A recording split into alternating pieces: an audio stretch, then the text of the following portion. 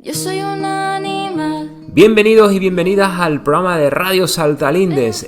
Ayer jueves se celebró en la localidad malagueña de Cuevas del Becerro y organizado por el grupo Estiércol una charla coloquio impartida por el profesor Carlos Taibo. Carlos Taibo, autor de numerosos libros, artículos, conferencias, charlas. En esta ocasión nos presentó el libro La Iberia vaciada. Una delegación de Saltalindes estuvo allí presente y con mucho gusto os quiere hacer partícipe de lo que sucedió allí. Estamos confiados que es de vital importancia esta charla y por tanto la compartimos con, no puede ser de otra forma, con mucha ilusión. Os dejamos ya con Carlos Taibo. Yo creo que podemos ir ya empezando. La verdad es que es una alegría veros a todos y a todas. Muchas gracias por haber venido esta tarde aquí a esta jornada. Gracias. Gente de tantos lugares, amigos y amigas, de Málaga, de Almagen, de Saucedo, de Ronda, de Sierra de Yegua, de aquí del pueblo, de Alcalá del Valle, de Arriate, en fin. Amigos y amigas todos, y la verdad es que nos encanta que estéis aquí con nosotros y poder compartir un rato juntos, que la verdad que es necesario que nos encontremos y nos veamos. Una vez os he agradecido vuestra presencia, también agradecerle a Carlos Taibo que haya venido aquí a nuestro pueblo, a la Iberia vaciada, después de venir desde Mérida y Badajoz, no con mucho fresco en el camino, pero todas las facilidades que nos ha dado y todo lo que ha puesto de su parte por venir, la verdad es que es una alegría tenerlo aquí. Ya llevamos algún tiempo detrás de él para que viniera y por fin lo hemos conseguido, y la verdad es que viendo todas las personas que habéis venido a escucharlo, pues estábamos en lo cierto de que lo que él nos viene a contar despierta interés a nosotros y también a todos ustedes, a todos nuestros amigos y amigas de Estiércol y de las zonas colindantes, ¿no? Primero quería mostrar, lo comentaba ahora con Carlos, nuestra solidaridad con el colectivo Rebelión Científica. Estuvieron aquí hace 2 semanas y justo ahora pues ha salido la noticia de que están perseguidos policialmente por una acción que hicieron en el Congreso de los Diputados, en La Puerta. Ellos defienden unas acciones climáticas más contundentes contra toda esta problemática del cambio climático y demás, y por esa acción están siendo perseguidos y de hecho algunos detenidos por nada más ni nada menos que la brigada antiterrorista de la policía, ¿no? Algo bastante chocante, y que bueno, lo conocimos hace 2 semanas, que estuvieron aquí en otra jornada, y lo primero era mostrar nuestra solidaridad desde las organizaciones que promovemos este encuentro, ¿no? Yo soy miembro de Estiércol y bueno, y aparte pues también participo en Pueblos en Movimiento, y el ayuntamiento también organiza esta charla, ¿no?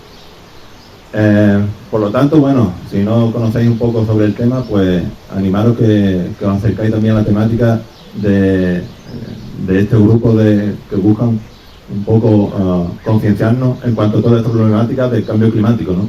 Y es curioso que ayer, con cerca de 50 grados en algunos lugares, pues la policía esté persiguiendo a científicos que denuncian la problemática tan enorme y la poca falta de medidas que hay en este problema, ¿no? Bueno, pasando un poco a presentar a Carlos Taibo, ya os he dicho que teníamos mucho interés en traerlo porque nos sentimos cercanos a sus ideas y a las cuestiones que él plantea en sus charlas y en sus conferencias. Y el libro La Iberia vaciada, era una buena oportunidad para traerlo aquí y que nos contara un poco. Creo que no necesita mucha presentación. Él es profesor ya jubilado en la Universidad Autónoma de Madrid de Ciencias Políticas, Y bueno, ha escrito una cantidad ingente de libros de todo tipo, ¿no? Ahí tenéis algunos que también podéis comprar en esa mesa por si tenéis interés. Y dinero. Y dinero. Es importante también. Bueno, yo destacaría un poco que ha investigado muchísimo y es un gran conocedor de todo el conflicto o todos los conflictos que han existido en la Unión Soviética y ahora en Rusia, y por ello también se encuentra de gira actualmente, muy solicitado, y contando un poco sus conocimientos sobre ello. Curiosamente no lo veréis en los medios de comunicación o los medios de incomunicación. Alguien que lleva estudiando sobre el tema más de 30 años, ¿no? Sin embargo, pues ahí escuchamos a tertulianos que saben de todo, ¿no? Centrando un poco en el tema, en la Iberia vaciada, cuando vimos el libro nos sentimos bastante identificados en él, nos sentimos parte de la Iberia vaciada, un lugar que ha sido fuente de extracción, tanto de personas como de recursos, lo ha sido y lo sigue siendo. No sé si conocéis, aquí tenemos ahora una problemática cercana en Cañete con la construcción de un enorme parque solar, donde ahora pues se llevan nuestra energía y nos dejan suelos esquilmados y sin poder tratarlos agrícolamente. Y esa es un poco la historia también de la Iberia vaciada, ¿no? Un lugar de extracción de recursos humanos y de recursos para otros lugares, ¿no? Para lugares, en teoría, para el desarrollo de otros lugares. Entonces nos venía muy bien traer a Carlos Taibo y que nos contara un poco lo que cuenta en el libro, que, bueno, él lo contará mejor, pero en resumen, en un gran resumen, creo que aplica la teoría o la perspectiva del decrecimiento y la teoría del colapso a una tierra en la que nosotros formamos parte de ella, como es la Iberia vaciada. Y por mi parte nada más, agradeceros de nuevo a todos y a todas que hayáis venido esta tarde aquí de tantos lugares. Repito que para Estiércol y para todos los que formamos parte de pueblos en movimiento o las organizaciones que realizamos este tipo de encuentros, es una alegría vernos siempre con todos y con todas ustedes, con nuestros amigos de todos estos lugares, y reiterar el agradecimiento a Carlos, que venga a la Iberia vaciada, que no a todo el mundo le gusta venir a estos lugares, y nada más, os dejo con él que os cuente un poco toda la historia.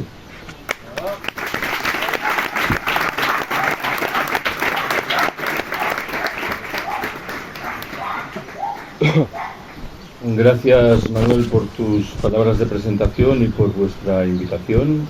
Yo vengo con mucho gusto y espero que esto se repita. Y gracias a vosotras y a vosotros por estar aquí presentes. Este libro surgió como idea en el año 2019. ¿Por qué?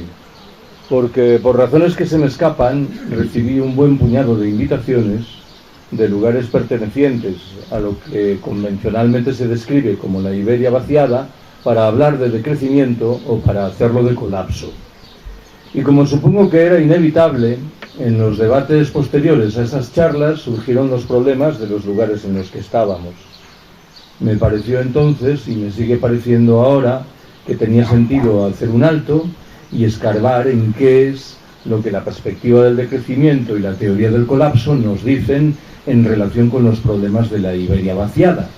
Y permitidme que aclare que hablo de Iberia porque este libro sopesa la casuística española, pero lo hace también con la portuguesa.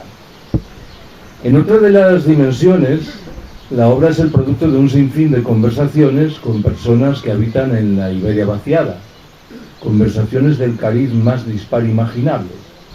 En el prólogo recupero dos de ellas, que creo que dan cuenta de esta disparidad.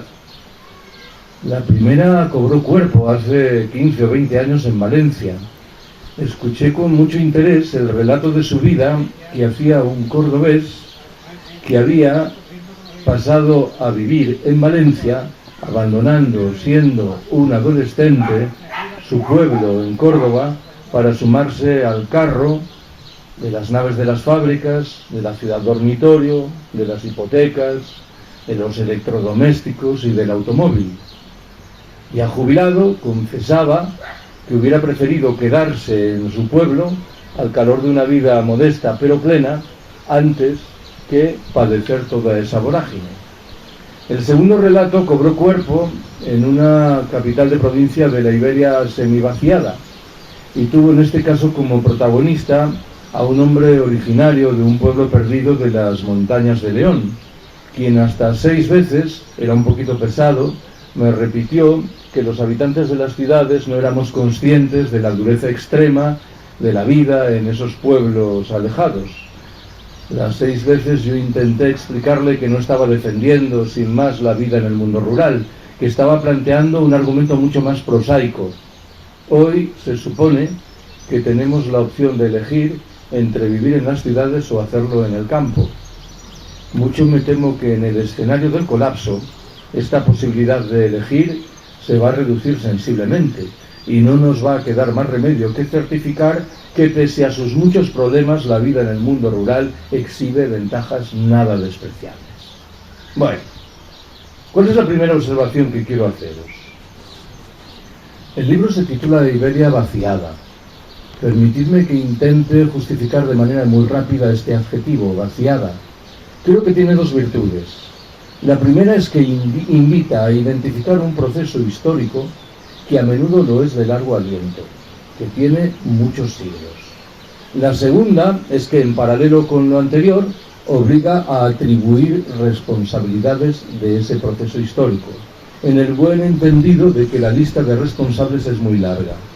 En ella se dan cita señores feudales, obispos, políticos liberales desamortizadores en el siglo XIX, dictadores en el XX y agentes de la globalización capitalista en el XXI.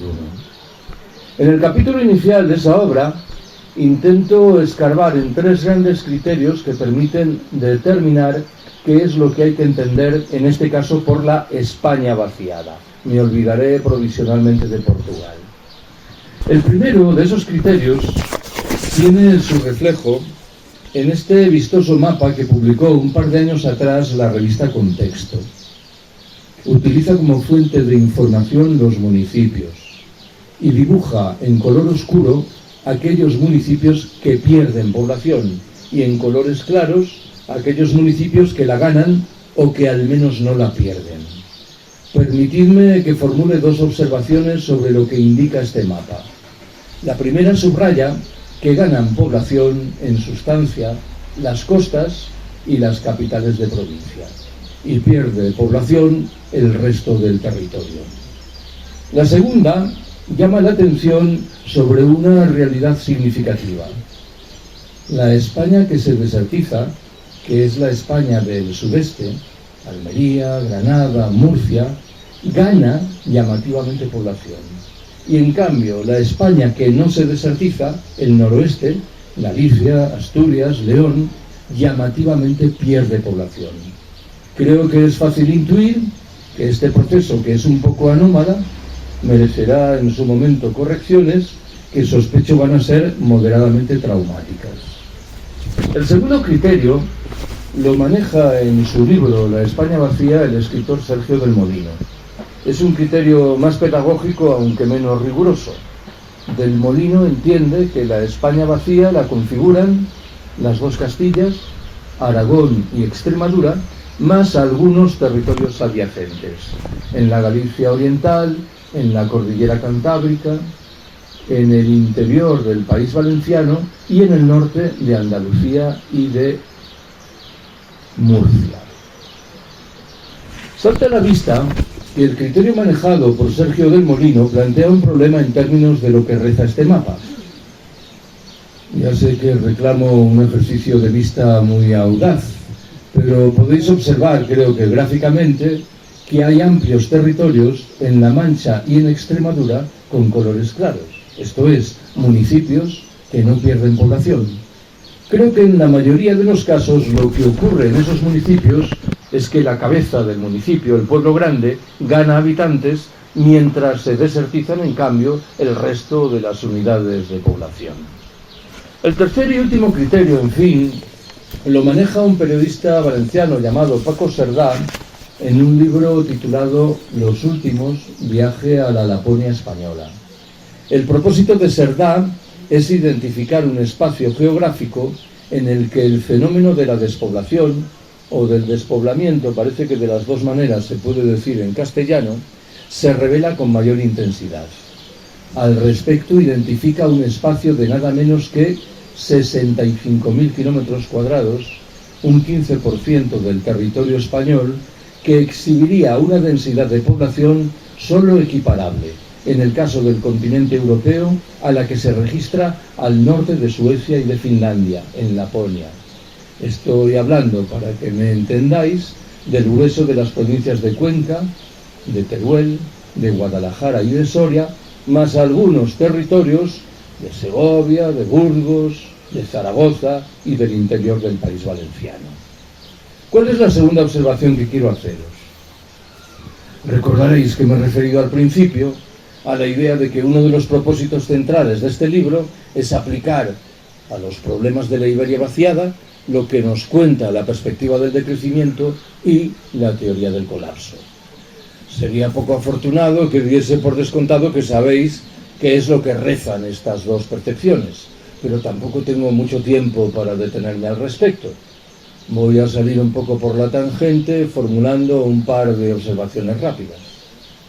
La perspectiva del decrecimiento en sustancia nos dice que si vivimos en un planeta con recursos limitados, y vivimos, no parece que tenga mucho sentido que aspiremos a seguir creciendo ilimitadamente. Tanto más cuanto que sobran los motivos para concluir que hemos dejado muy atrás las posibilidades medioambientales y de recursos que la Tierra nos ofrece. Pensad que, según una estimación, la huella ecológica española es hoy de 3,0. ¿Qué significa esto? Significa que para mantener las actividades económicas hoy existentes en España precisamos 3 veces el territorio español. ¿Cómo se mal resuelve este problema? A través de una presión ingente ejercida sobre los derechos de los miembros de las generaciones venideras, sobre los derechos de muchos de los habitantes de los países del sur y, en fin, y también, por cierto, sobre los derechos de los integrantes de las demás especies con las que sobre el papel compartimos el planeta. En este orden de cosas, la perspectiva del decrecimiento nos dice que en los países ricos del norte opulento tenemos inexorablemente que reducir los niveles de producción y de consumo. Pero tenemos al mismo tiempo que introducir principios y valores muy diferentes de los que hoy aplicamos. ¿Cuáles son esos principios y valores?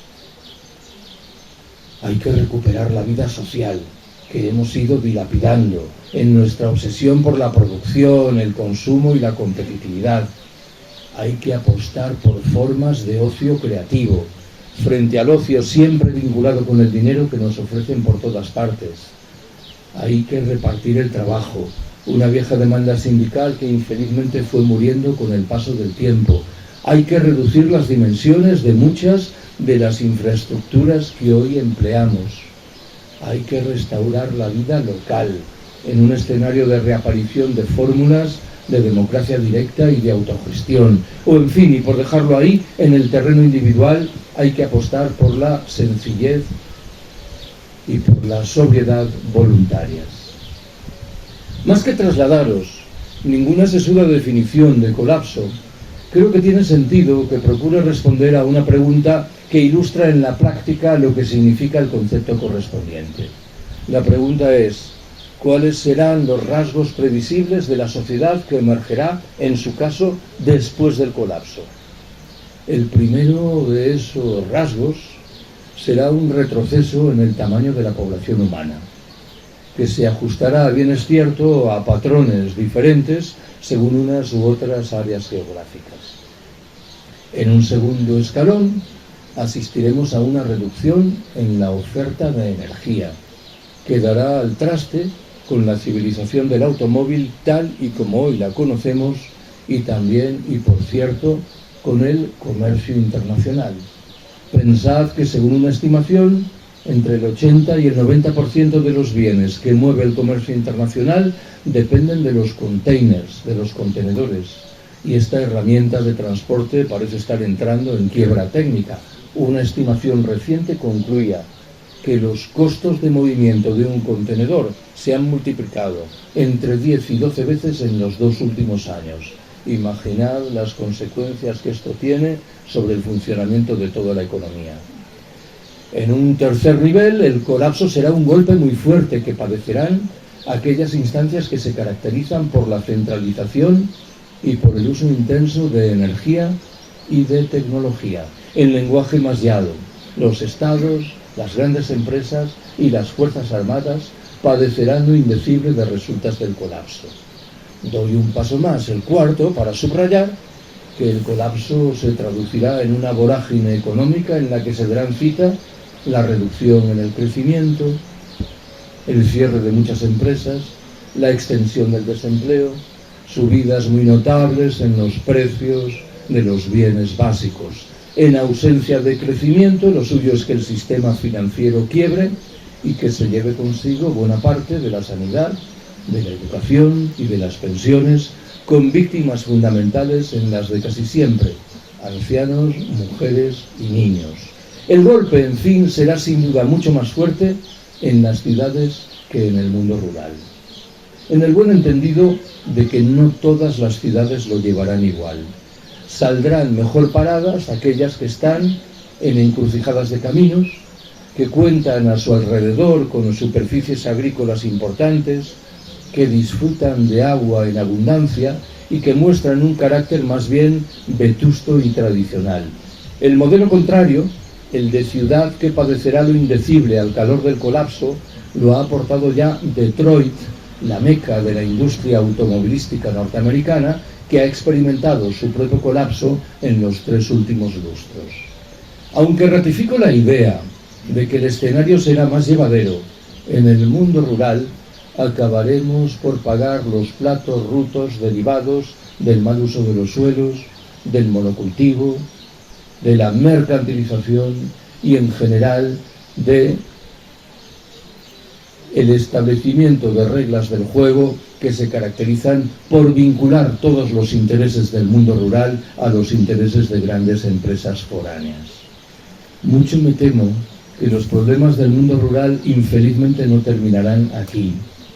Siempre que he tenido en los últimos años la oportunidad de hablar de decrecimiento de colapso en comarcas que se suelen describir como deprimidas, he llamado la atención sobre una paradoja. Serán las que saldrán mejor paradas en el escenario del colapso. ¿Por qué? Porque son las que menos dependen de energías y de tecnologías que por definición tienen que llegar de lejos. Hace unos años compartí con Antonio Turiel, que es nuestro máximo experto en el llamado Pico del Petróleo, una mesa redonda en un pueblo de Huesca colindante con Cataluña, en Binèfar. Y probablemente allí me refería a las ventajas que se derivaban de disfrutar de una vida agrícola activa, de una baja densidad de población, de agua en abundancia. ¿Cuál era entonces el problema de Binèfar?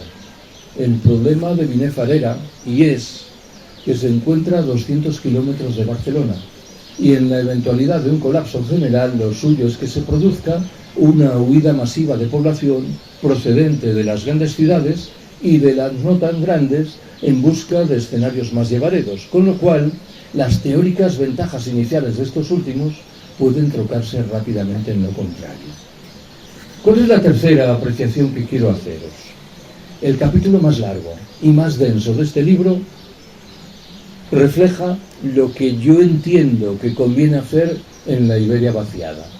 Es un capítulo que se articula en 4 epígrafes que explican lo que, desde mi punto de vista, hay que preservar, hay que recuperar, hay que introducir y hay que rechazar. Como quiera que se me ajustase puntillosamente a este esquema, mi explicación sería un poco farragosa, me vais a permitir que identifique de manera muy rápida 10 grandes ideas que recogen esas páginas. ¿Cuál es la primera? Tenemos que hacer, y con urgencia, un esfuerzo inconmensurable encaminado a recuperar muchos elementos de la sabiduría popular que atesoran nuestros campesinos viejos.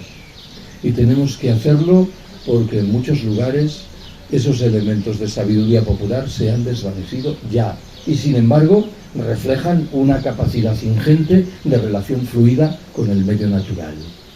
Segundo, yo sé que la vida en el mundo rural arrastra muchos elementos de sinsabor y de infelicidad, pero creo que estoy obligado a llamaros la atención sobre la contrapartida. Esa vida suele ser más barata, las viviendas son más económicas, el medio natural es manifiestamente más limpio. Menudean los espacios tranquilos y sosegados. La presencia de las enfermedades cardiovasculares y de los cánceres es sensiblemente menor que la que se registra en el medio urbano. En fin, suele existir una manifiesta proximidad entre el lugar de residencia y el lugar de trabajo. Permitidme que subraye que estos 6 elementos que acabo de identificar rápidamente no remiten a realidades menores, remiten a elementos muy valiosos a la hora de evaluar la calidad en la vida. Tercero, tenemos que recuperar la autosuficiencia que marcaba la vida en muchos espacios rurales hace unas pocas décadas y que se ha llevado la globalización capitalista de la mano de procesos que no son nada saludables. Hemos perdido en autosuficiencia naturalmente en el medio urbano, pero esto ya lo sabíamos, pero también en muchos escenarios rurales. Hace 3 meses estuve presentando este libro en Jaén y yo le pregunté a los amigos y amigas jienenses qué iba a comer en el escenario del colapso. Aceitunas. Este ejercicio derivado de las consecuencias dramáticas del monocultivo creo que obliga urgentemente a reflexionar sobre esas consecuencias. Cuarto, tenemos que recuperar lo que históricamente han significado lo que voy a llamar los concejos abiertos. Utilizo esta expresión, aunque en la península ibérica se registran otras más o menos parecidas. Estoy hablando de espacios asamblearios, que en la mayoría de los casos hunden sus raíces en la lejana Edad Media, que en muchos lugares han pervivido, aunque sea de manera cadavérica, y que históricamente han permitido resolver problemas como los vinculados con los bosques, con el agua o con el volumen deseable de ganado. Quinto de los elementos importantes. En paralelo con lo anterior, tenemos que reflotar lo que significan los bienes comunales frente a los derechos de la propiedad privada. Los bienes comunales dibujan históricamente de nuevo economías no dependientes, con formas de propiedad social, que buscan la cohesión, que atienden a la diversificación de los cultivos, al despliegue de formas de irrigación de nuevo colectivas y de aprovechamiento del monte en un marco general de procura de una relación armoniosa con el medio natural. En un sexto escalón tenemos que apostar por la agroecología, que en una de sus dimensiones centrales obedece de nuevo al propósito de recuperar muchas prácticas autóctonas. La agroecología aspira a restaurar la biodiversidad perdida, a multiplicar el número de las especies cultivadas, a conservar el agua y los nutrientes, a evitar el deterioro de los suelos, frente a lo que acarrea la agricultura industrial al uso que reclama maquinaria, combustible, abonos, herbicidas, fitosanitarios, invernaderos, sistemas de riego, variedades de alto rendimiento o antibióticos. En séptimo lugar, tenemos que defender las energías renovables, en el buen entendido de que no son particularmente limpias las más de las veces. Bien sabéis que en los últimos tiempos hay por todas partes un activo movimiento que se enfrenta, por ejemplo, a muchos de los parques eólicos. Hay gente moderadamente sorprendida de que quienes hemos defendido siempre las energías renovables, sin embargo, nos opongamos a muchos de esos parques eólicos.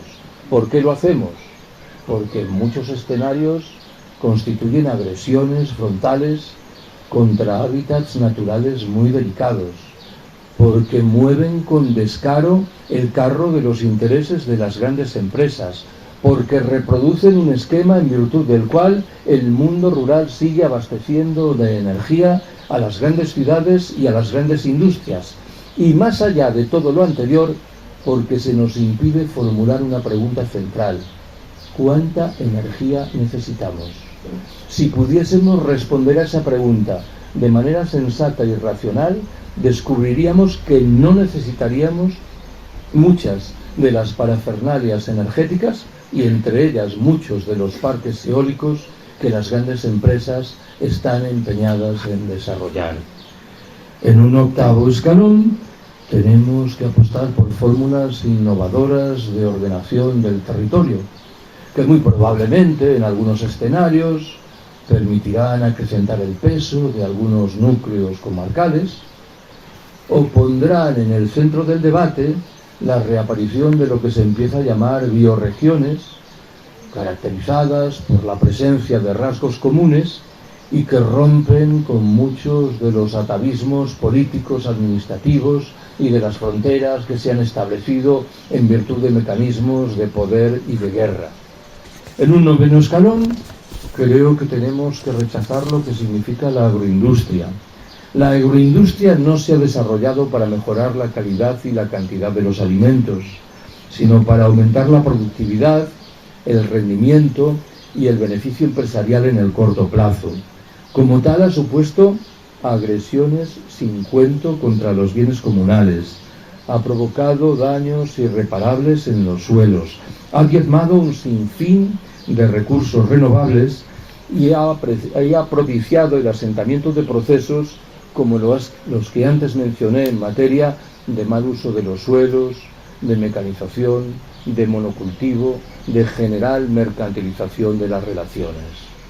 Décimo y último, en fin, tenemos que rechazar también lo que significa la destrucción de los bosques, los lamentables y faraónicos proyectos que han cobrado cuerpo en tantos escenarios en relación con el agua, el acaparamiento de tierras por los fondos de inversión, los intermediarios, las macrogranjas, los proyectos a menudo de nuevo faraónicos vinculados con el ocio o el juego, o en fin, el turismo desbocado.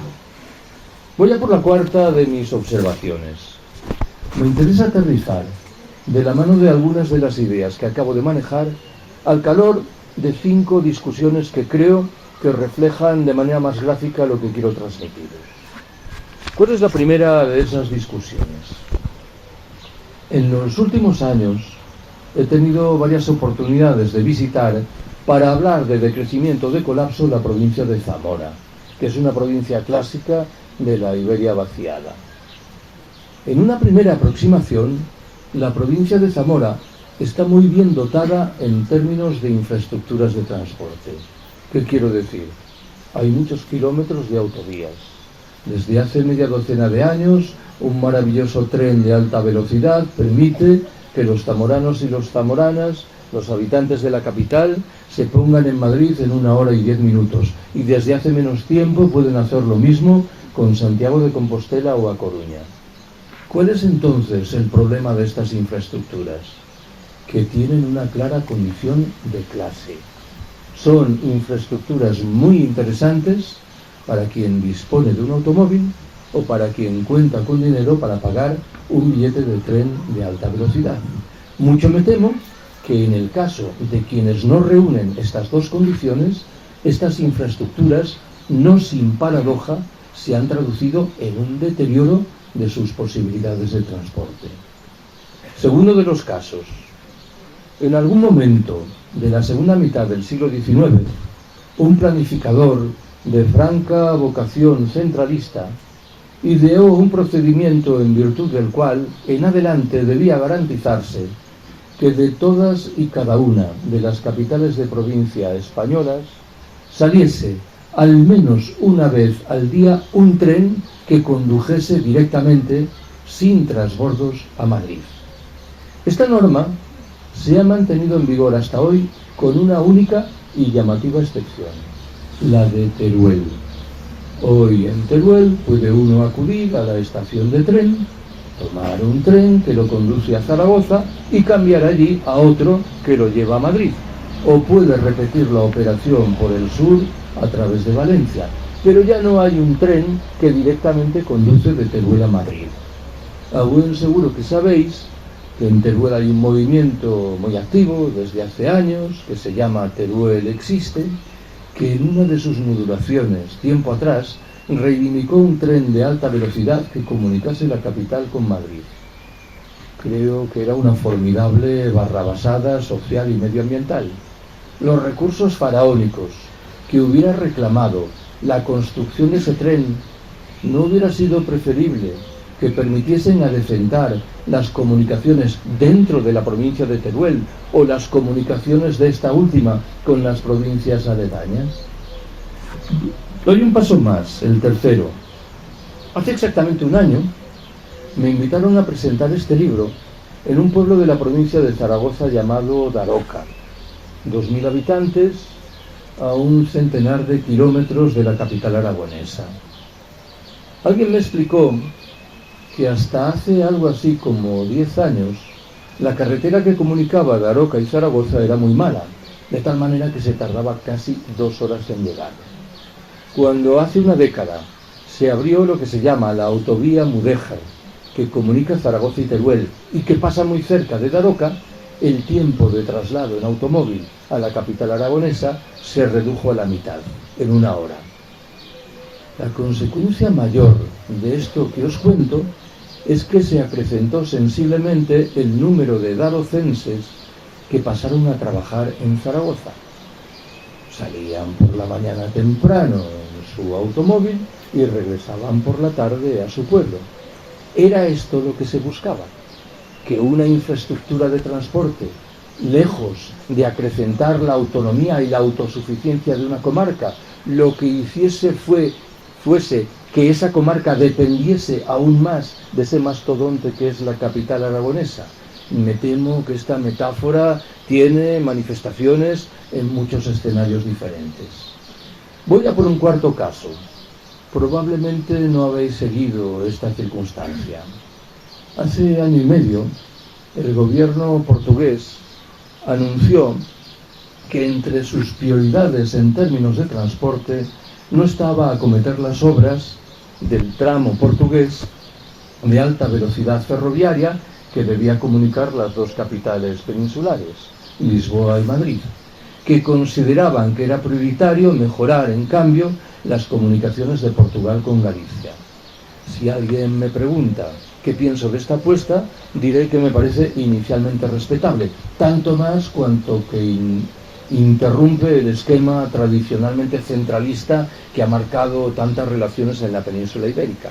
Ahora bien, me considero en la obligación de formular 2 observaciones. Si la mejora de las comunicaciones de Portugal con Galicia reclama el despliegue de nuevas parafernalias de transporte como trenes de alta velocidad y autovías, no lo veré muy claro. Me preocupa más la segunda matización, que asume la forma de una pregunta. ¿Qué es lo que esa mejora de las comunicaciones de Portugal con Galicia supone en términos de los problemas del Portugal vaciado? Para entendernos, el Portugal vaciado es el Portugal del interior, el Portugal que no se asoma al mar. Mucho me temo que la apuesta de las autoridades portuguesas, como las apuestas de las autoridades españolas, atienden al propósito de ratificar la condición de vaciamiento de buena parte del territorio del país. No sé si sabéis, los más veteranos y veteranas probablemente lo recordaréis, que hasta hace algo así como 40 años existió un tren que comunicaba Gijón con Huelva, el llamado tren de la Vía de la Plata, que obedecía, al menos en la teoría, al muy saludable propósito de vertebrar comarcas que se caracterizaban por su carácter más bien deprimido. En Portugal nunca hubo un tren que por el interior discurriese de norte a sur o de sur a norte. Algo que me parece que sería muy interesante que se considerase antes que acometer obras faraónicas como las que intuyo que infelizmente pueden tener en mente las autoridades portuguesas. Menciono un quinto y último caso, que ahora remite a una vivencia personal. Hace media docena de años me invitaron a dar 3 charlas sobre decrecimiento en institutos de bachillerato de la Galicia rural. En cada uno de los salones de actos había un centenar de adolescentes. Sin saber yo muy bien por qué, se me ocurrió preguntar en el primero de esos institutos, y repetí la pregunta en los otros 2, ¿cuántos de esos adolescentes que tomaban asiento en esos salones de actos disponían de algún conocimiento, siquiera fuera somero, de las faenas agrícolas y ganaderas? Recuerdo que en cada uno de esos institutos levantó el brazo un único adolescente, 3 en total, y los 3, por cierto, varones. Llegué a la conclusión, supongo que inapelable, de que no tenía ningún sentido formular esa pregunta en Madrid o en Barcelona. No sabemos absolutamente nada de las faenas agrícolas y ganaderas. 4 meses después, me invitaron a participar en una mesa redonda sobre soberanía alimentaria en Albacete, y escuché con mucha atención la intervención de un hombre de mi edad que se presentó como un aprendiz de campesino y que explicó que en su pueblo, 400 habitantes, lo último que los padres deseaban para sus hijos era que porfiasen en mantener las actividades agrícolas y ganaderas. En ese momento se me encendió una bombilla que mostraba un lado saludable y otro que no lo era. ¿Cuál era el lado saludable? Probablemente entre esos adolescentes que tomaban asiento en los institutos de la Galicia rural había bastantes más de los que habían levantado el brazo que tenían algún conocimiento de las faenas agrícolas y ganaderas. ¿Cuál era entonces el problema? Que les daba vergüenza confesar ese conocimiento, lo cual dibujaba una realidad saludable. El conocimiento mal que bien estaba ahí, pero el entorno para que se desplegase no era, salta a la vista, el mejor. Fue en aquellos meses, azares de la vida, cayó en mis manos un manual que estudiaba los libros de texto que se empleaban en la España del primer tercio del siglo XX. Había una asignatura omnipresente, horticultura. ¿Qué hemos hecho para perder de manera tan rápida y tan dramática conocimientos que nos van a ser de utilidad inexcusable en el escenario del colapso? Hay quien piensa con criterio respetable que en muchos casos nos van a sacar de la estacada esos denigrados inmigrantes procedentes de zonas rurales del África subsahariana o de América Latina que mantienen unos conocimientos que infelizmente entre nosotros se van desvaneciendo. ¿Cuál es la quinta y penúltima observación que quiero haceros? Me interesa aislar 4 debates que creo que merecen una atención singularizada. ¿Cuál es el primero? El de la población o el de la despoblación. Debo confesaros que no sé qué hacer con esta discusión. ¿Por qué? Porque creo que ha suscitado 3 respuestas diferentes. De tal manera que las 2 primeras me merecen atención y respeto, en tanto la tercera y última es francamente deleznable. La primera de las respuestas la he escuchado con alguna frecuencia en labios de gentes que habitan en la Iberia vaciada. Viene a decir con un punto de ironía: el problema no es la despoblación, el problema será la repoblación, si se produce de manera caótica, repentina y sin criterios. La segunda respuesta es la que al fin y al cabo inspira ese decálogo que he intentado transmitiros antes rápidamente. Viene a decir: hay ciertamente un problema de despoblación y tenemos que encararlo, pero debemos medir muy mucho cómo lo hacemos, y al respecto es vital procurar ganancias en materia de autosuficiencia, recuperar espacios comunales y concejos abiertos, desplegar prácticas de agroecología. La tercera y última de las respuestas creo que es la que inspira los circuitos oficiales. Concibe este problema como una mera cuestión cuantitativa. Se trata de llevar gente al mundo rural. Esta perspectiva se manifiesta de maneras muy diferentes. Una muy común es la que uno escucha en un pequeño pueblo de la Iberia vaciada que reclama a gritos que una gran empresa ponga allí una planta. Estas grandes empresas, habrá sus excepciones, comúnmente prometen el oro y el moro en lo que respecta a creación de puestos de trabajo. Los que luego proporcionan suelen ser bastante menos y las más de las veces van a manos de gentes procedentes de lugares lejanos que disponen de una formación especializada.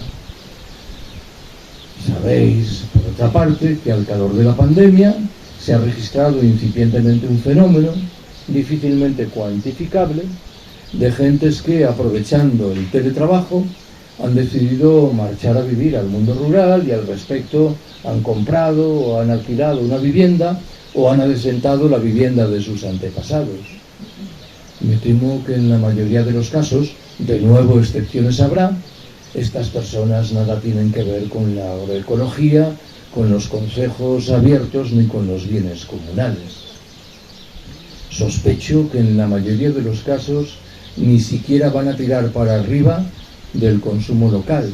Estoy viendo que el sábado por la mañana acuden con sus coches a una gran superficie en la capital de provincia y realizan allí las compras. En fin, si tengo que poner un extremo de ejemplo, creo que no está de más que os recuerde que al calor de la pandemia el Ministerio de Defensa español sopesó seriamente, y creo que no ha abandonado el proyecto, el horizonte de colocar cuarteles enteros en la Iberia vaciada. Supongo que no tengo que explicaros que esto de los cuarteles difícilmente va a tener algo que ver con los concejos abiertos y los bienes comunales. ¿Cuál es el segundo debate que quiero recuperar? Me interesa formular alguna observación sobre los rasgos previsibles del colapso en el escenario de la península ibérica. Lo primero que debo señalar al respecto es que los antecedentes no son buenos. ¿Por qué? Porque en ellos se dan cita el abandono de las energías renovables, la lamentable apuesta gubernamental por la alta velocidad ferroviaria, las autovías y las autopistas, la baja producción de materias primas energéticas autóctonas, el alto consumo de petróleo y el hecho de que la trastienda opera esa espada de Damocles que se llama deuda. Los efectos del cambio climático serán visibles y duros, lo son ya, en la mitad meridional de la península ibérica, en las costas del Mediterráneo y en 3 de los archipiélagos ibéricos, Baleares, Canarias y Madeira, de tal suerte que lo suyo es que den al traste con la mayoría de los fundamentos de la industria turística que ha cobrado cuerpo en el último medio siglo. El escenario probablemente será más benigno en la mitad septentrional de la península. En este caso se invoca a menudo una tesis controvertida que sugiere que el deshielo de los polos acabará por terminar con la corriente del Golfo, que tiene un efecto elevador de las temperaturas en las costas de Portugal, de Galicia y en menor medida, pero también en la cornisa cantábrica. Con lo cual, en todos estos escenarios, la temperatura podría no subir o incluso descender.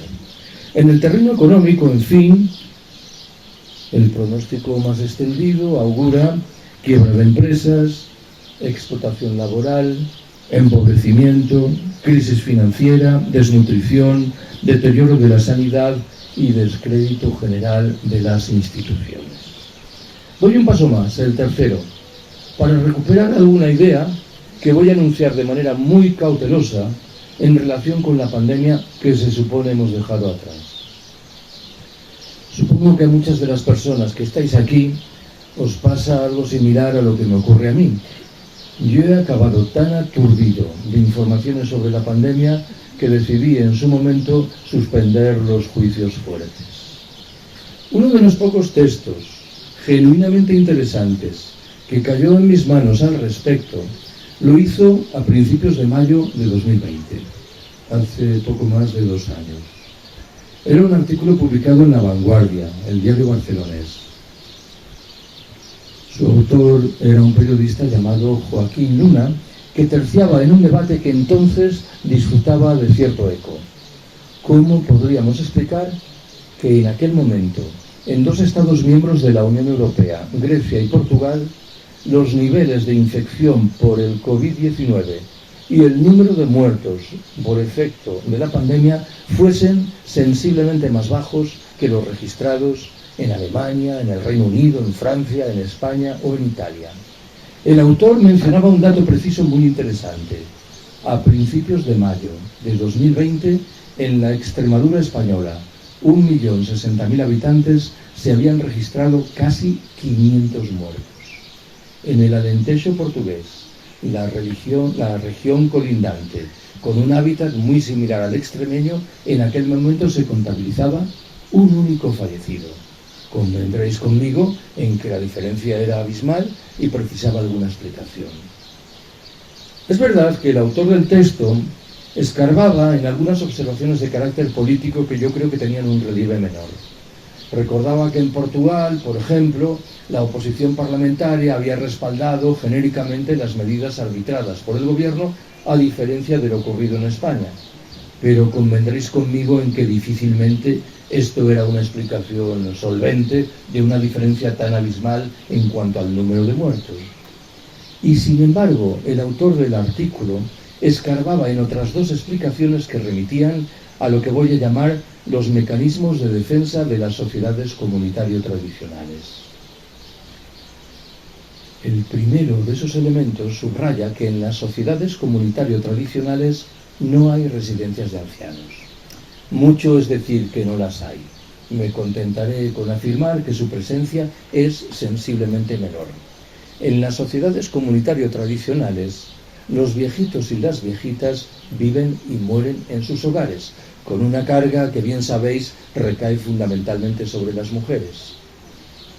Supongo que no preciso recordaros que en la primera oleada de la pandemia, un porcentaje muy alto de los fallecidos se registró en las residencias de ancianos. El segundo elemento interesante es que en esas sociedades comunitario tradicionales, las gentes suelen recelar de oficio del sistema sanitario y probablemente asumieron una suerte de autoconfinamiento espontáneo mucho más eficiente que el confinamiento jerarquizado, vertical, represivo, arbitrado por las autoridades. Esto que os cuento, intuyo que guarda alguna relación con un pronóstico que se formuló muchas veces 2 años atrás y que no ha encontrado satisfacción. A menudo se dijo, el continente en el que la pandemia se va a cebar es África. No parece que haya sido así. Pongo por delante un cauteloso no parece para ser cauteloso con mis limitaciones de conocimiento. Es verdad que para explicar por qué la pandemia no se ha expandido rápidamente en África, uno puede invocar algún dato muy prosaico. La edad media de la población es bastante más baja que la que se registra en el norte del continente americano, en Europa o en el lejano oriente. Pero quiero creer que la condición comunitario tradicional de muchas sociedades africanas es una explicación interesante para dar cuenta de por qué esa pandemia no se expandió como se preveía. Recupero un cuarto y último debate. No me he referido de manera singular a las mujeres.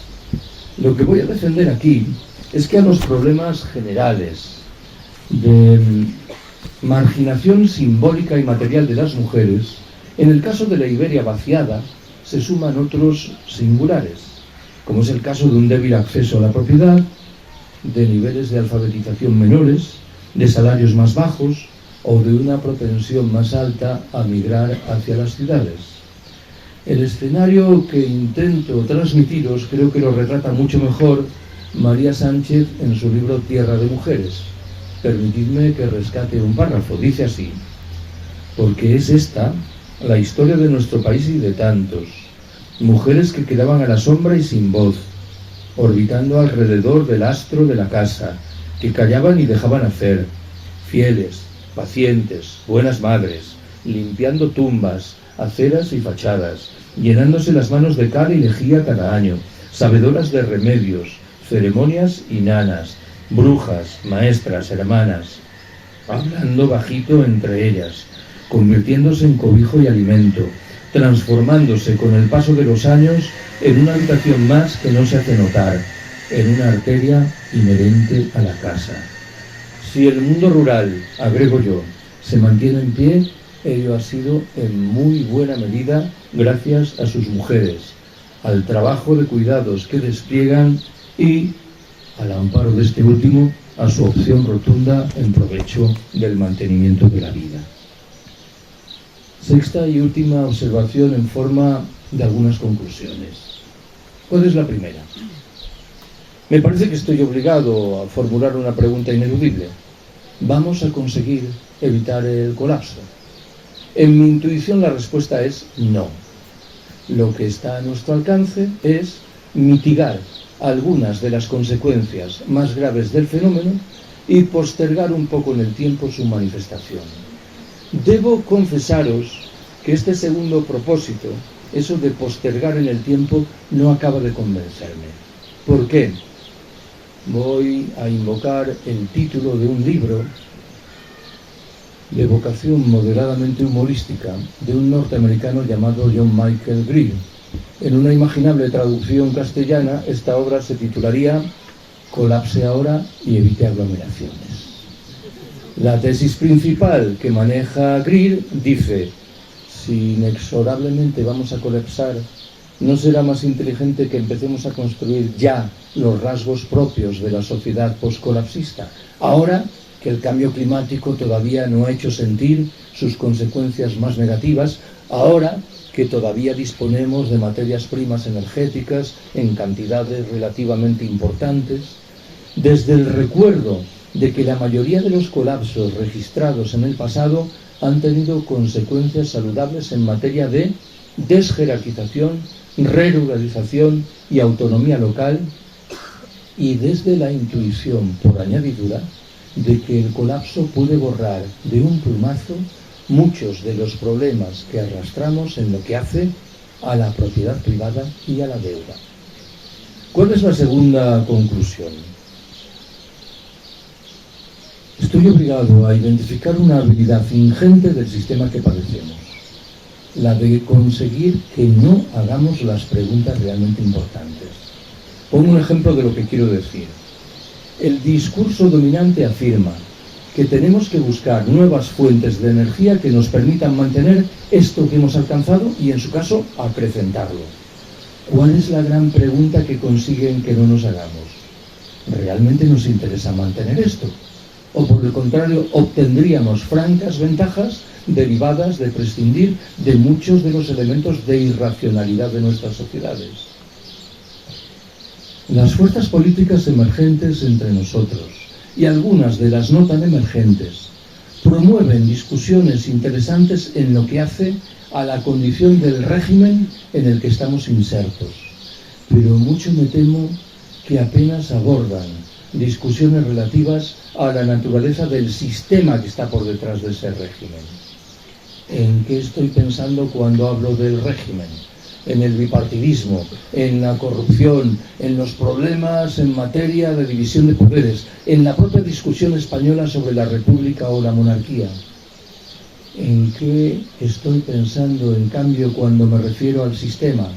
En todo aquello de lo que no hablan los tertulianos de las radios y de las televisiones a las que antes se refirió Manuel. En el capitalismo, en el trabajo salariado, en la mercancía, en la alienación, en la explotación, en la plusvalía, en la sociedad patriarcal, en las guerras imperiales, en la crisis ecológica, en el propio colapso. Permitidme que recupere uno de estos sustantivos, lo hago siempre. Plusvalía. No estoy hablando ahora de ese impuesto que hay que pagar cuando se produce la compraventa de una vivienda. Me estoy refiriendo al concepto de plusvalía desgranado por Marx en el primer libro del Capital, cuando estudia cómo los empresarios explotan a la mano de obra y obtienen el beneficio.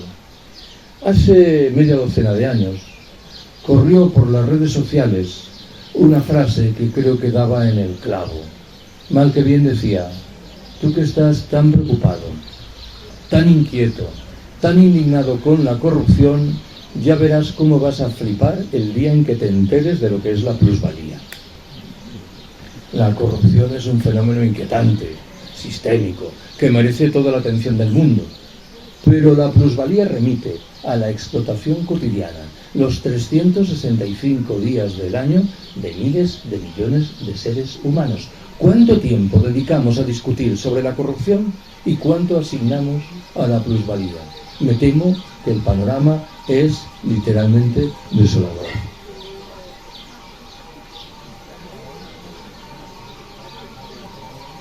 Esto es vida, ¿no?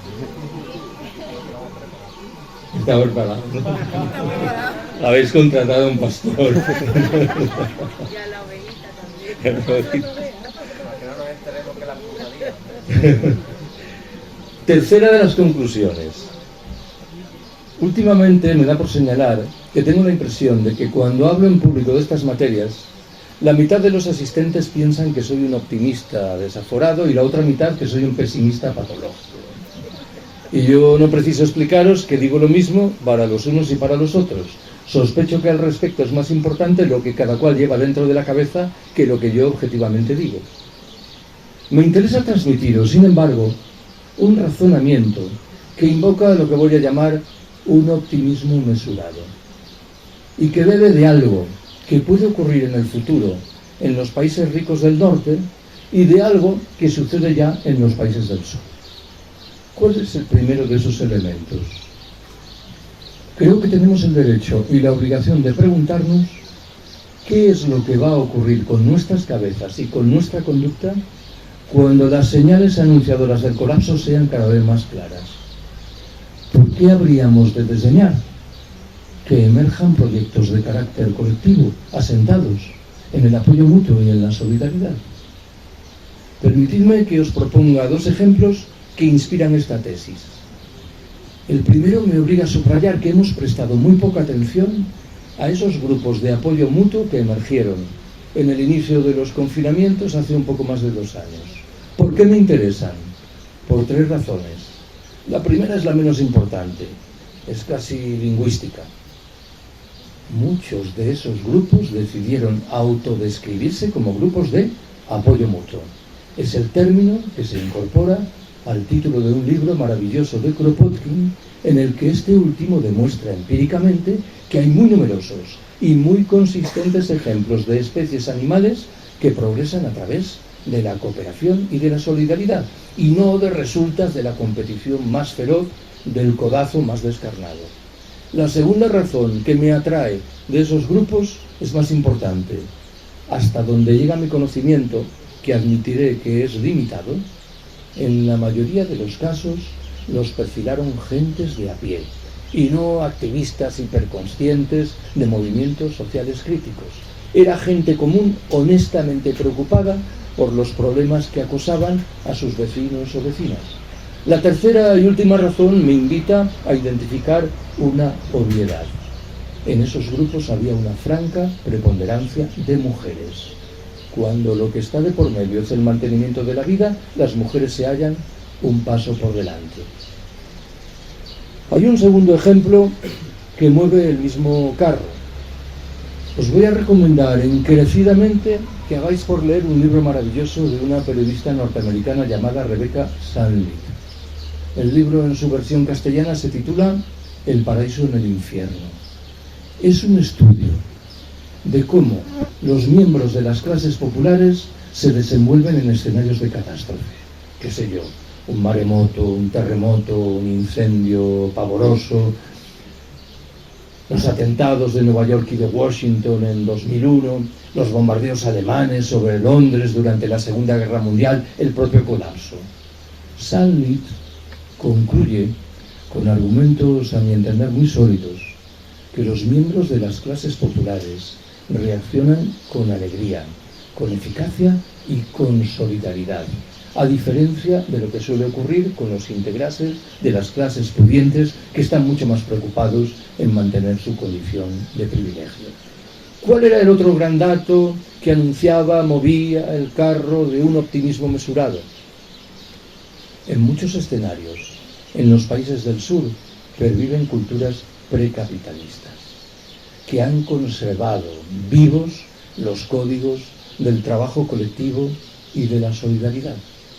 Creo yo que en muchos de esos escenarios esas culturas precapitalistas se están fusionando con proyectos anticapitalistas.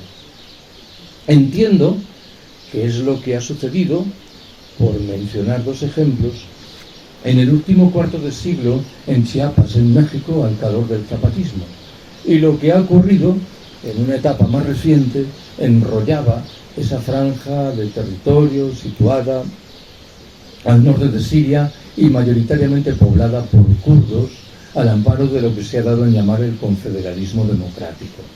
En esos dos lugares han cobrado cuerpo economías autogestionario-cooperativas que recelan de la institución Estado, que rechazan por igual lo que significan el capitalismo liberal y el socialismo de cuartel, que han colocado a las mujeres en el núcleo del proyecto de emancipación, que muestran un singular empeño en preservar sabidurías ancestrales y que mantienen una relación fluida y respetuosa con el medio natural.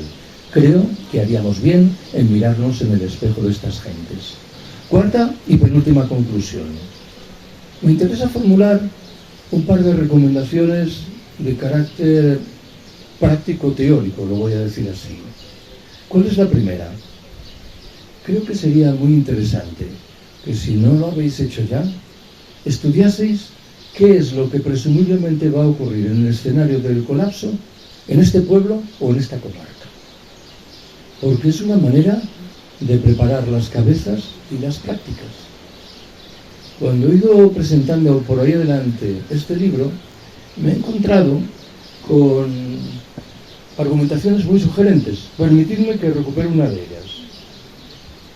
Cuando presenté esta obra en Palencia, Palencia con P de Pontevedra, yo señalé que esa ciudad satisfacía genéricamente los requisitos para una transición moderadamente saludable que antes invoqué. Os recuerdo cuáles eran: encrucijada de caminos, superficies agrícolas importantes alrededor, agua en abundancia, carácter vetusto y tradicional. Me parece que Palencia, repito, satisfacía esos requisitos. Alguien tomó la palabra y recordó, sin embargo, que Palencia es la capital de provincia española que más depende de la industria del automóvil. Y claro, esto trastocaba por completo el esquema que yo había intentado perfilar. La industria del automóvil, por lógica, será de las primeras que se hundan en el escenario del colapso, de tal suerte que las ventajas de Palencia se van a ver sometidas a un proceso de signo contrario. ¿Cuál es la segunda recomendación? Os sugiero que a la hora de sopesar todos los problemas, los importantes y los menos importantes, os pongáis las gafas del colapso. Intentéis pensar en qué es lo que cabe suponer que va a ocurrir con esos problemas de resultas del colapso. Pongo un ejemplo. Yo soy gallego. Yo he escuchado desde que era pequeñito que la gran tragedia de Galicia era el minifundio. Vaya por donde en el escenario del colapso el minifundio se convierte en una bendición de Dios. ¿Por qué? Porque es la antítesis directamente del monocultivo. Quien tiene una pequeña parcela acaba por plantar todo lo imaginable, por diversificar la producción. Vuelvo a lo que os conté antes, que le pregunté a los amigos y amigas de Jaén: ¿qué vais a comer aquí en el escenario del colapso? Al margen de lo anterior, y en la misma onda mental, yo tengo la impresión de que muchos conceptos que hemos manejado durante décadas y que mal que bien nos han otorgado certezas en nuestra tarea de ordenar el mundo, van a hundirse. Siempre que me refiero a esto, recuerdo una anécdota que escuché 20 años atrás. Parece que a finales de la década de 1990, en Estados Unidos se rodó una película cuyo argumento principal era que Albania le declaraba la guerra a Estados Unidos. En una tertulia de intelectuales en Francia, en la que había un albanés, procedieron a discutir si esa película se podía proyectar en Albania o, por el contrario, hería sentimientos nacionales profundos. Unos pensaban lo primero, otros lo segundo, y lo cierto es que el albanés permanecía callado, hasta que en un momento determinado la conversación fue bajando de tono y se escuchó su vocecita que se limitó a decir: en Albania no hay cines. Esta discusión tan interesante sobre si la película se puede proyectar o no en mi país pende de un elemento material que falta sobre el terreno. Tengo la impresión de que en los años venideros vamos a tener que repetir muchas veces que en Albania no hay cines. Cuando alguien, por ejemplo, dé por descontado que aparecerán tecnologías que nos permitirán resolver mágicamente todos los problemas sin explicar al tiempo de dónde va a salir la energía que va a permitir mover esas tecnologías. Quinta y última de mis conclusiones. Desde hace un tiempo me declaro inmerso en una lucha sin cuartel contra los proyectos realistas. Cuando escucho que alguien dice: es que esto que estáis defendiendo no es realista, se me disparan todas las alarmas.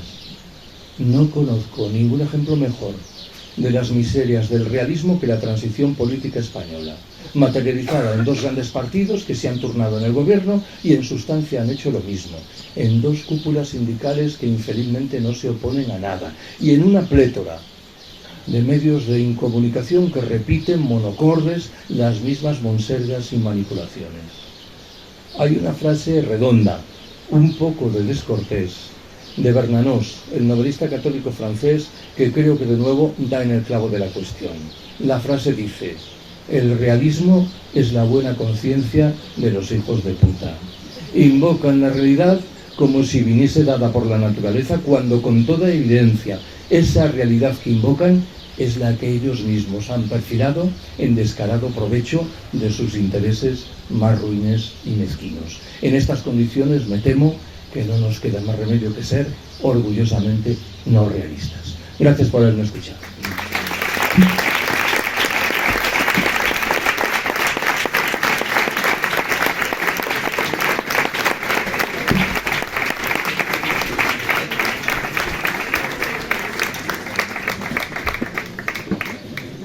Bueno, abrimos ahora un turno de palabras, cuestiones, algo que alguien quiera comentar acerca de lo que nos ha comentado Carlos Calvo aquí esta tarde. No sé si hay alguien con ganas de preguntar algo o alguna cuestión de lo que nos ha estado contando en este ratillo.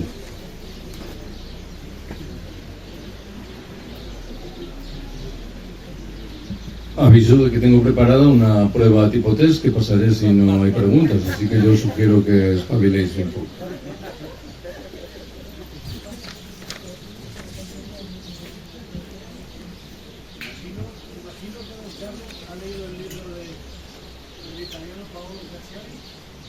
Sí.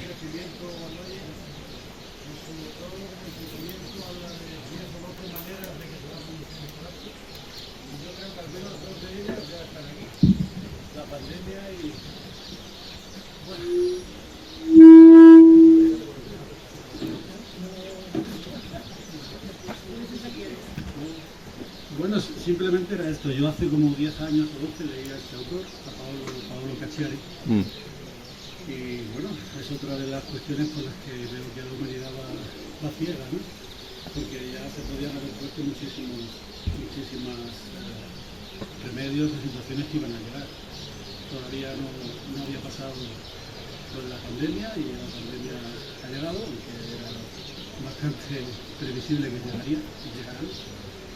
Y este autor lo explicaba perfectamente en su libro, y es un libro que creo que no ha sido demasiado difundido.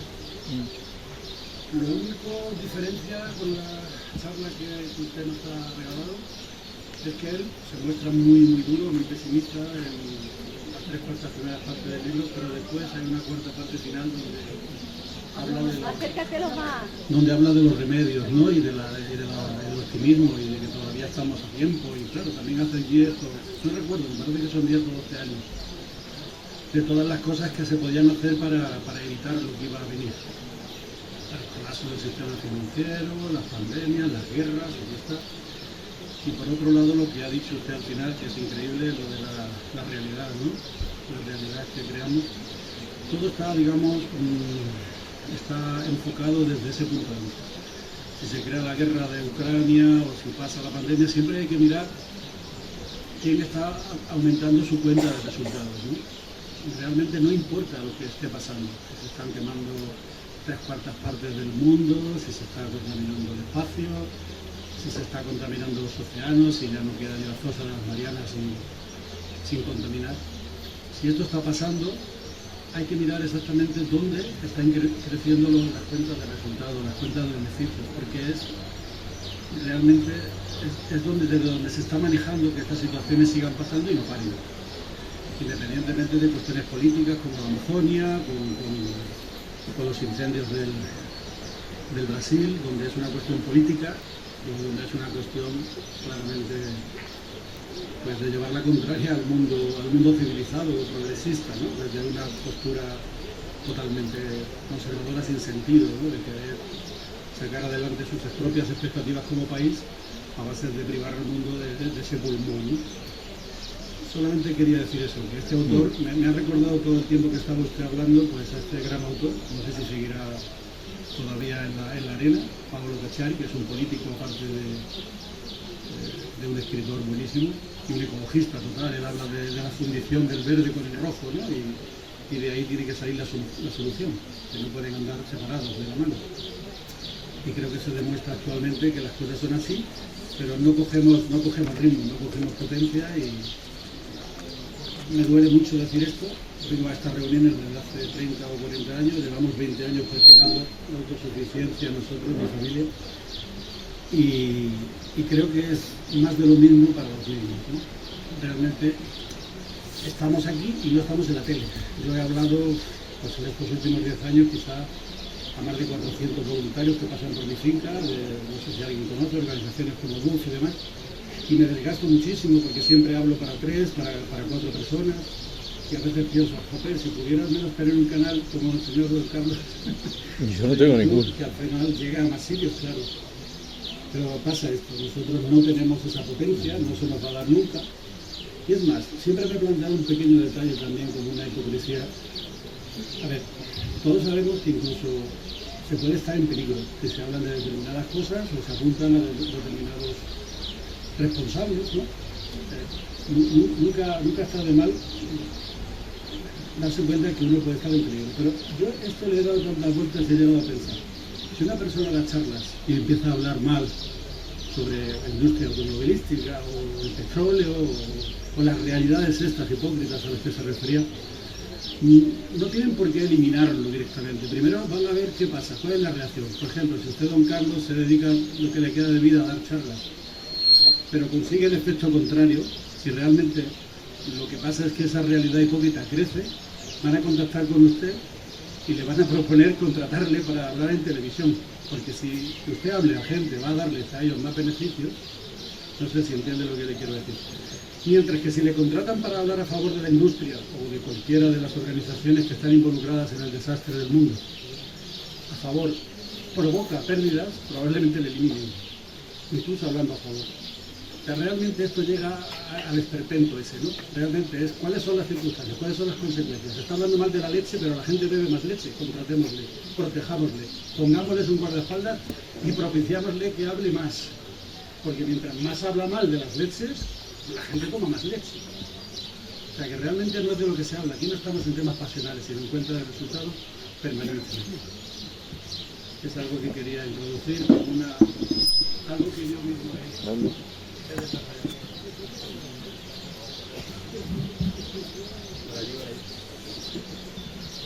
A ver, hace 6 años publiqué un libro titulado Colapso. Lo he presentado en muchos lugares o he hablado del concepto en muchos sitios. Pero con el paso del tiempo me he dado cuenta de que yo me refería al colapso como algo que puede ocurrir en el futuro. Y hoy empiezo a pensar seriamente que el colapso es esto en lo que estamos. Esto es, que no es una realidad que se va a revelar dentro de 10 o de 70 años, que lo que estamos viendo es el colapso. Y retomo algunas de las ideas que has manejado, con el propósito de identificar como poco 3 procesos muy recientes que nos sitúan en esa clave. El primero, la pandemia. de la mano de la demostración de que es posible articular un formidable movimiento de servidumbre voluntaria de la población que acata reglas del juego que como poco merecerían ser discutidas.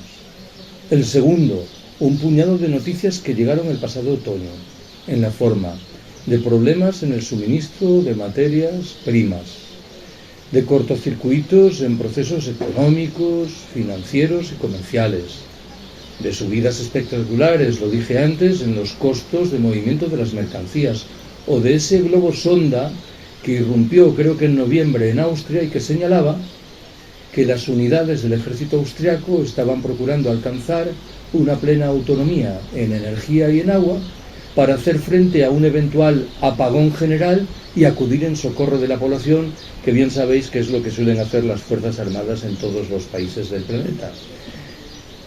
La tercera fuente de noticias es la guerra de Ucrania, sin que a mí me resulte sencillo situar esas noticias en el marco general de la discusión sobre el colapso.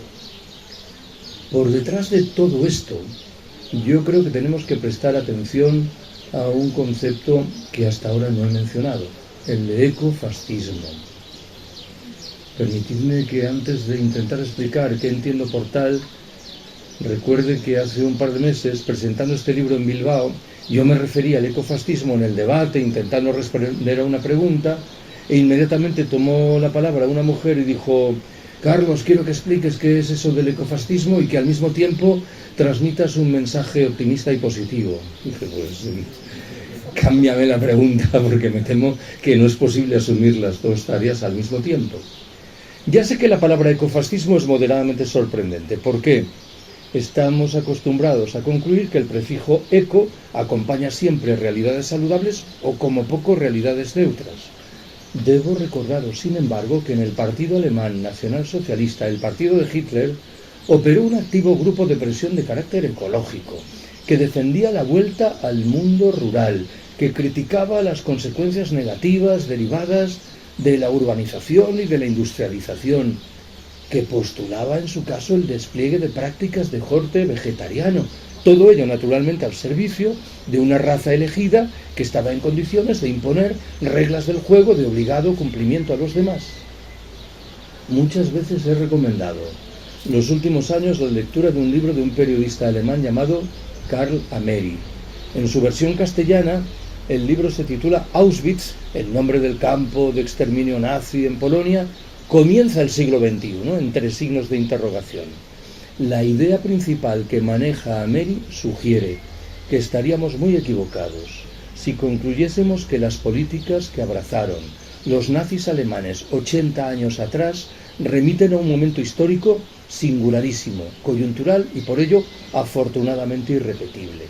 Ameri nos invita antes bien a estudiar en detalle esas políticas. ¿Por qué? Porque bien pueden reaparecer en los años venideros, no defendidas ahora por ultramarginales grupos neonazis, sino postuladas por algunos de los principales centros de poder político y económico, cada vez más conscientes de la escasez general que se avecina y cada vez más firmemente decididos a preservar esos recursos escasos en unas pocas manos en virtud de un proyecto de darwinismo social militarizado de ecofascismo.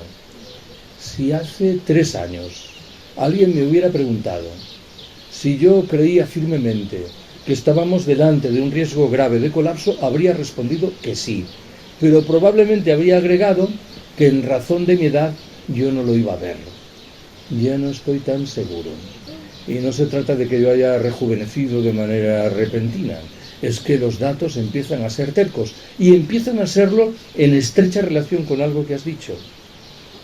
¿Qué es lo que piensan nuestros gobernantes de todo esto?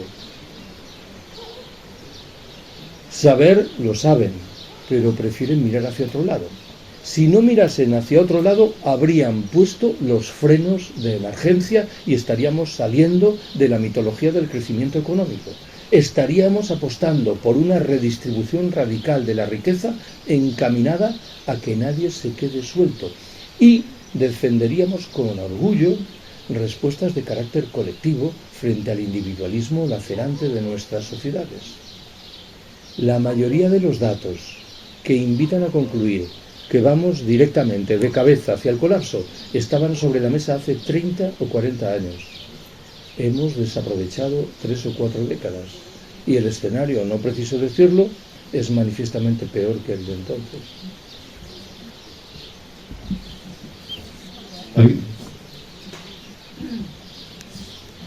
Hola, buenas tardes.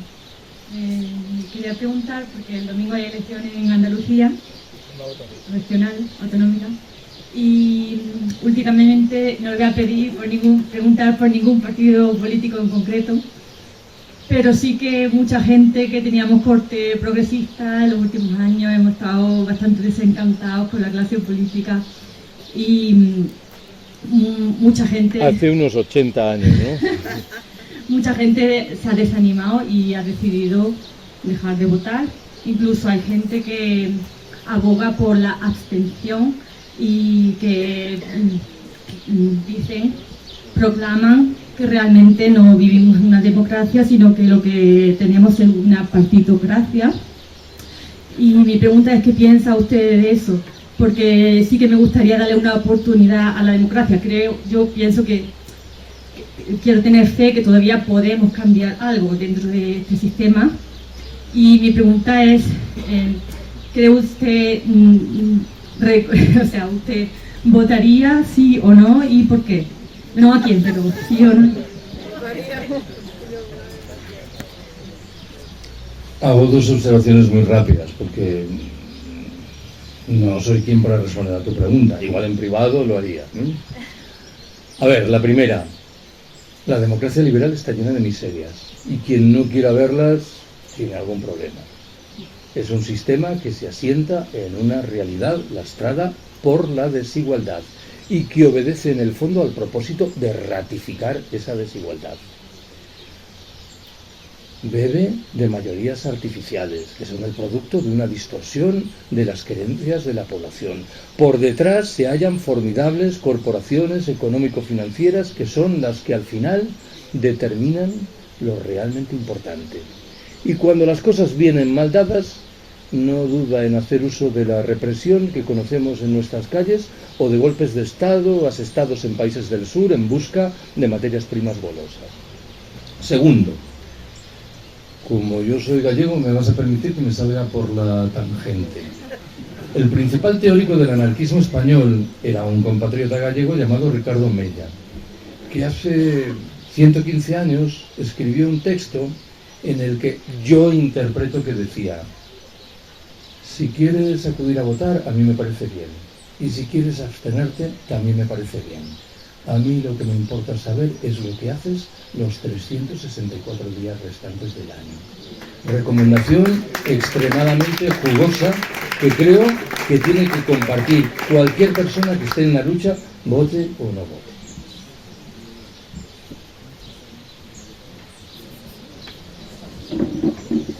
López.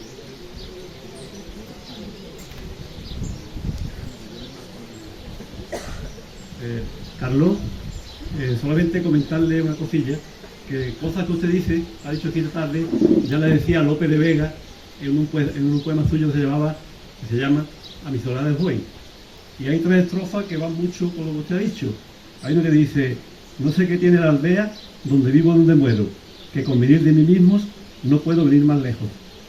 Se lo dice aquí, en otra: sin ser pobres ni ricos, tienen chimenea y huerto. No lo despiertan cuidados, ni pretensiones, ni pleitos. Y ya en otra estrofa acaba diciendo: no puede durar el mundo, porque dicen, y lo creo, que suena a vidrio quebrado y ha de romperse presto. Habrá que releer a Lope de Vega. En 1600 había cierta conciencia de lo que está ocurriendo ahora.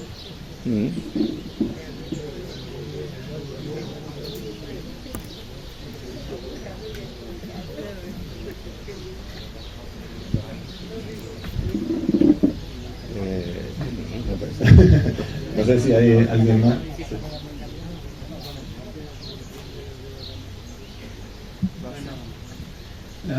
Me interesaría, gracias por la charla, me encanta mucho el tema. Me gustaría un poco profundizar más en el tema de democracia porque la tema democracia, me parece estamos confundidos. Todos. Que lo veo que puede decir que la gente no va a estar de acuerdo conmigo, pero yo creo que con democracia, con la gente que estudia historia y saben las raíces de la historia, que yo no he visto mucho, pero sé lo mío, saben que la democracia no era la elección preferida hace 120 años, era una opción que llegó a través de la crisis que causó que mucha gente se han quedado sin trabajo y en la calle realmente pidiendo que van a hacer cualquier cosa por techo y un poco de comida. Entonces, la opción que quedó de esta época era que lo que era más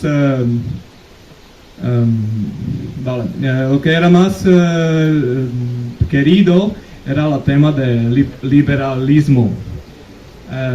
¿Qué usted piensa sobre esto? Que ¿cómo se podría, digamos, hacer este paso para atrás en pensamiento, en mente, que la gente estamos completamente enganchados al tema democracia y qué es la opción si digamos, descubrimos las razones que han causado la gente antes pensando que el liberalismo es un poco mejor que cualquier otra opción que era en la mesa en esta época?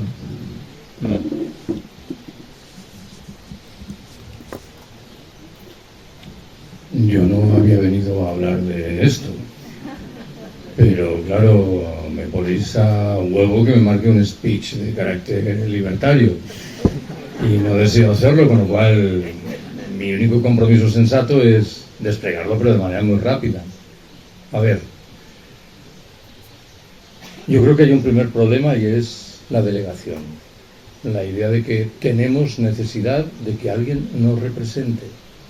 Y esto es un cultivo muy poco adecuado para generar una sociedad igualitaria.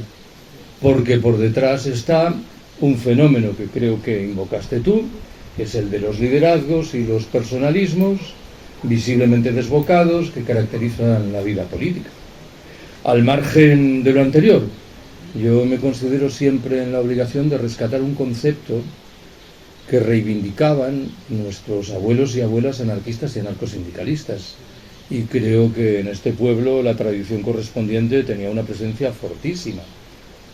Habló de lo que llamaban la propaganda por el hecho, que es lo que interpreto que estaban defendiendo. Nos estaban diciendo, está muy bien organizar un acto como este, publicar libros, revistas, organizar concentraciones o manifestaciones, pero lo más interesante que podemos hacer es desplegar en la realidad económica y social nuestras ideas, demostrar que es posible hacer las cosas de manera diferente, entre otras razones por una que tiene que ver con otra de las carencias o de las miserias de la democracia liberal. La economía queda al margen de esa fórmula de democracia, que es como decir que algo fundamental en la condición de las relaciones humanas queda al margen de la disección y de la libre voluntad de las personas. No lo he dicho antes, porque me parece que va de suyo. La democracia liberal y el liberalismo tiene que ver con dos procesos históricos de largo aliento. El primero se llama colonialismo. Mientras había democracias en las metrópolis europeas, se desplegaban fórmulas de violación sistemática de los derechos humanos en los países del sur, cuando no de genocidio. El segundo proceso está ahora delante de nuestros ojos, el colapso. El colapso es un proceso protagonizado fundamentalmente por democracias liberales, no exclusivamente, pero fundamentalmente por democracias liberales, lo cual invita a llegar a la conclusión de que estas últimas no ofrecen mecanismos de freno suficientemente eficientes porque mueven el carro de intereses muy connotados, ¿no? Bueno, ya me he soltado mi mitin.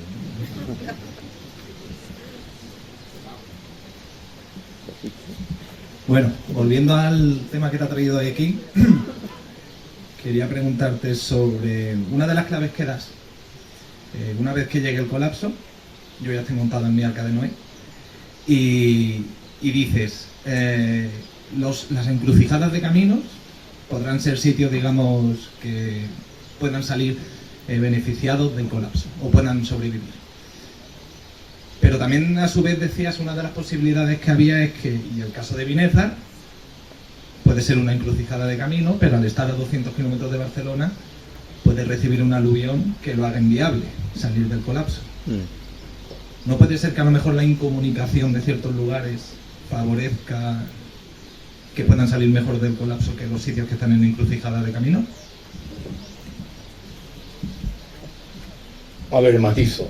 Lo de la encrucijada de caminos era un dato que vinculaba con la Comisión de ciudades, no de recintos alejados, ¿no? Casi por definición las ciudades no están en recintos alejados, ¿no? Están en lugares bien comunicados. Pero de todas maneras lo que dices creo que es interesante. Prefiero volcarlo al amparo de un ejemplo vinculado con la estructura internacional. Yo tengo la impresión de que el colapso paradójicamente va a beneficiar a países del sur muy postergados, muy marginados, muy aislados, que de nuevo apenas dependen de energías y de tecnologías que por definición tienen que llegar de lejos. Con lo cual, la paradoja es excelsa. Quien está más castigado es quien mejor se va a mover en el escenario del colapso, ¿no? Y esto, claro que lo podemos trasladar también a la península ibérica, en el buen entendido de que, repito, el concepto no se vinculará con ciudades, se vinculará con comarcas muy alejadas que en efecto van a llevar las circunstancias mejor que otras, en el buen entendido de que, claro, el escenario no va a ser cómodo para nadie. No sé si hay alguna pregunta más.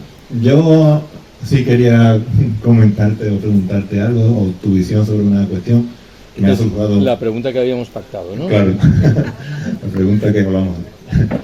Que me surgió leyendo el libro y que, bueno, aprovecho que aquí hay miembros de corporaciones o antiguos miembros de corporaciones, alcaldes, tenientes alcaldes, concejales, etcétera.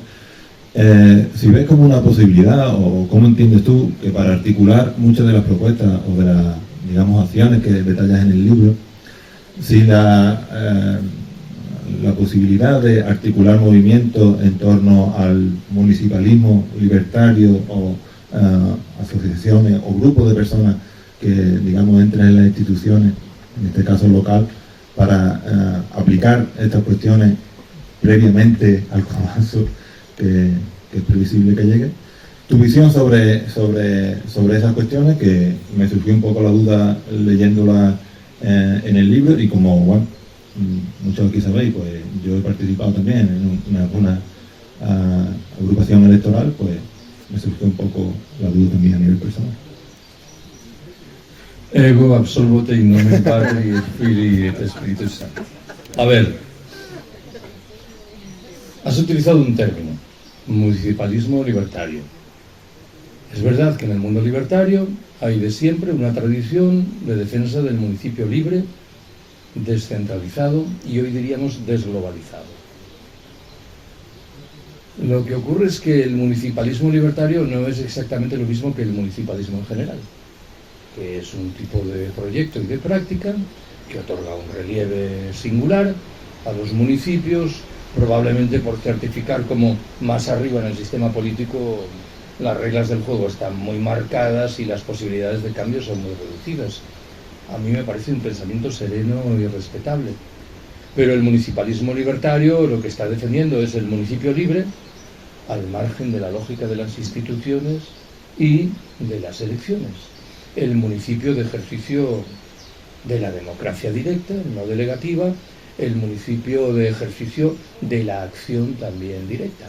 Por proponer un ejemplo de cuando se verifica el tránsito. La CUP, en Cataluña, hace, qué sé yo, 15 años, decidió concurrir a elecciones en pequeños municipios que, en virtud de su población muy escasa, permitían el ejercicio de la democracia directa y no delegativa.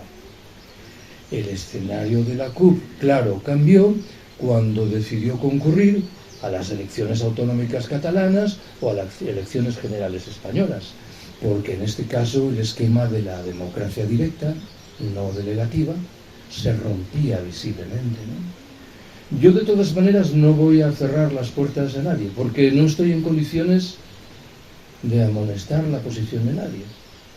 Si alguien en determinado recinto, a través de las instituciones municipales, es capaz de modificar de manera severa y lógica las reglas del juego, pues me parecerá bien. Lo que ocurre es que la trama política que hay en la trastienda dificulta mucho esto.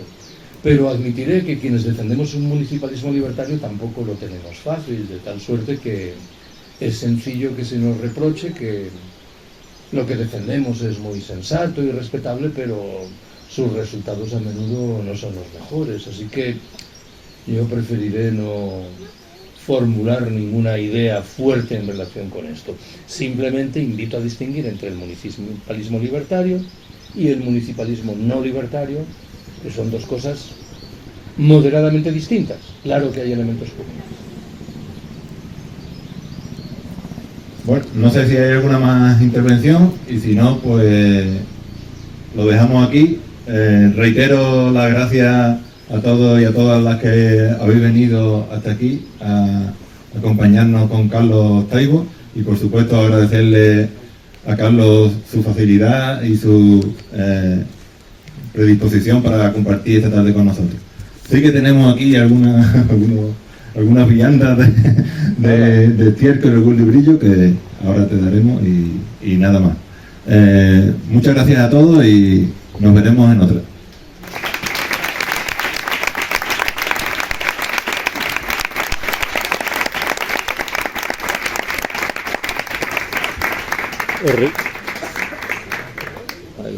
Os recuerdo que tenéis ahí algunos libros. Si me aligeráis el viaje de vuelta a Madrid, os lo agradezco.